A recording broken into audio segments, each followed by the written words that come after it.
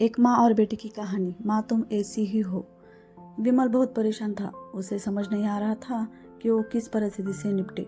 वो अपनी माँ को बहुत चाहता था, किंतु उसकी पत्नी और बच्चे उसकी माँ से बहुत दूर भागते थे, क्योंकि उसकी माँ की एक आंख नहीं थी, साथ ही उसकी कमर भी 90 अंश पर झुकी थी। वैसे वह अपना काम खुद कर लेती थी, किंतु फिर भी वो उसकी पत्नी और बच्चे के लिए हमेशा खटकती है। दादी, आप ऊपर के कमरे में जाओ, मेरे दोस्त आ रहे हैं, विमल के बेटे अखिल ने बड़े बेरुखी से कहा। पर बेटा, मैं तो यहाँ बहुत दूर बैठी हूँ, विमल की माँ ने बहुत प्यार से कहा। नहीं, आप उसके सामने मत रहो, वो मुझे चिढ़ाते हैं, अखिल ने जोर से डांटते हुए कहा। क्या हुआ अखिल, क्यों चिल्ला रहे हो? विमल की पत्नी कामनी ने किचन से ही आवाज लगाई। देखो ना माँ, ये दादी यही ड्राइंग रूम में बैठी है और मेरे दोस्त आ रहे हैं, अखिल ने शिकायत भरी लहजे में कहा। माँ जी, आप ऊपर चली जाओ, क्यों हम लोगों को लजवाती हो? कामनी ने बेटे का पक्ष लेते हुए कहा। बेचारी सरस्वती चुपचाप उठकर जीने के सहारे लेकर ऊपर जाने लगी। कमर झुकी होने के कारण उन्हें ऊपर चढ़ने में बहुत परेशानी हो रही थी, किंतु वो पूरी ताकत से ऊपर के एक अकेले कोने वाले कमरे में जाकर बैठ गई। विमल बाजू के कमरे में सब कुछ सुन रहा था।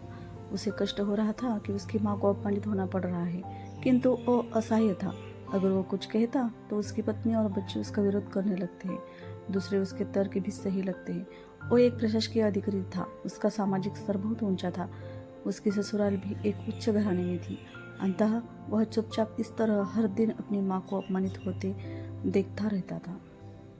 रात को विमल की पत्नी ने कहा, देखो जी, अब कुछ करो। कल कलेक्टर साहब की पत्नी आई थी, माँ जी अपनी देसी धुंधारा से उससे मिली, मुझे बहुत शर्म आ रही थी ये बताते हुए कि ये मेरी सास है। मैंने कह दिया कि ये दूर की रिश्तेदार है, इलाज कराने आई है। विमल को रोना आ गया, किंतु फिर भी वह चुप रहा। उससे समझ नहीं आ रहा था कि वो क्या करे। अपने बेटे की मनस्थिति को सरस्वती अच्छी तरह से जानती थी और बेटे को कोई कष्ट न हो इसलिए वो हर बात को चुपचाप सह लेती थी। विमल बहुत उदास रहने लगा। एक तरफ परिवार और सामाजिक स्तर पर जीने की प्रतिबद्धता थी और दूसरी तरफ माँ से अपने बेटे की यह हालत नहीं देखी गई। एक दिन उसने अपने बेटे से कहा, विमल, बहुत दिन हो गए हैं, मैं अपने गांव जाने चाहती हूँ, मुझे वहां पहुंचा दो, मेरा यहाँ मन नहीं लग रहा। किंतु माँ, वहाँ तो कोई नहीं है, तुम्हारी देखभाल कौन करेगा? विमल ने आश्चर्य से पूछा। अरे सब गाँव वाले तो है, और वो तुम्हारे मामा जी तो उसी गाँव में रहते हैं, और फिर हम सारी व्यवस्था ही कराएंगे। कामिनी को तो जैसे मन की मुराद मिल गई हो। बेटा, बहू सही कह रही है, सरस्वती ने लंबी सांस लेते हुए कहा।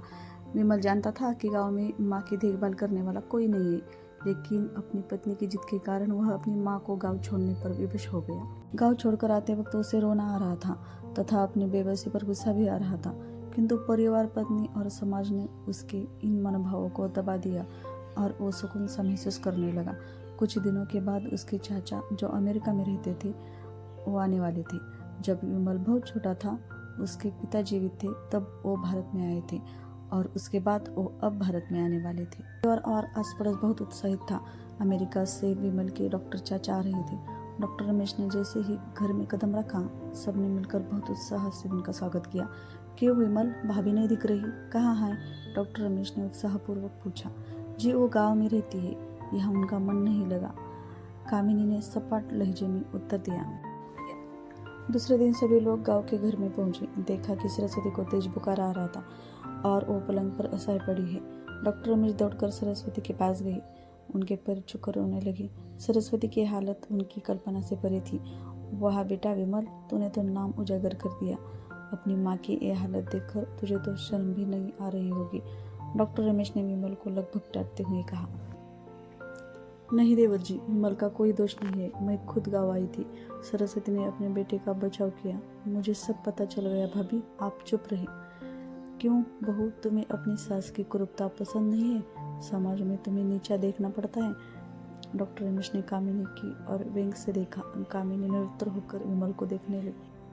आज तुम जिस सामाजिक स्तर पर हो वो इन्हीं की संघर्षों की देन है। और बेटा विमल, तुम्हें शायद मालूम न हो कि बचपन में जब तुम 1 साल के थे, तब छत से नीचे गिरने के कारण तुम्हारी एक आंख फूट गई थी और तुम्हारी रीढ़ की हड्डी में भी समस्या थी। तब तुम्हारी इस क्रूर माँ ने अपनी एक आंख और अपना बोन मेरो तुम्हें देखकर इतना सुंदर स्वरूप दिया था। जो उसके चाचा थे उन्होंने जो राज बताया उसके बाद तो विमल को यह लग रहा था कि उससे ज़्यादा पापी इंसान इस दुनिया में कोई और है ही नहीं। वह दौड़ता गया और माँ सरस्वती के कदमों में लिपट गया। माँ, मेरा अपराध अक्षम्य है। मैं जानबूझकर चुप्पी साधे रहा, आपका अपमान करवाता रहा। अब सिर्फ आप ही उस घर में मेरे साथ रहेंगी और कोई नहीं। विमल ने अग्नि दृष्टि से अपनी पत्नी कामिनी, बेटा, इतने सालों तक संघर्ष करके बेटे को प्रशासनिक अधिकारी बनाने वाली इस संघर्षशील औरत की तुम लोगों ने यह दशा कर दी। तुम ईश्वर तुम्हें कभी माफ नहीं करेगा। डॉक्टर रमेश की आंखों से अश्रु जलधारा बह रही थी।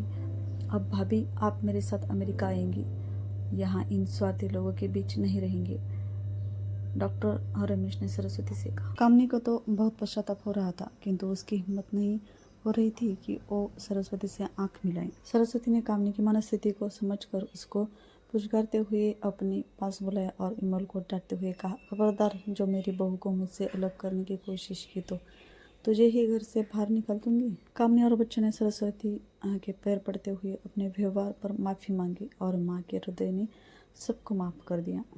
आज की ये कहानी पसंद आई हो तो please like, share and subscribe कर लेना।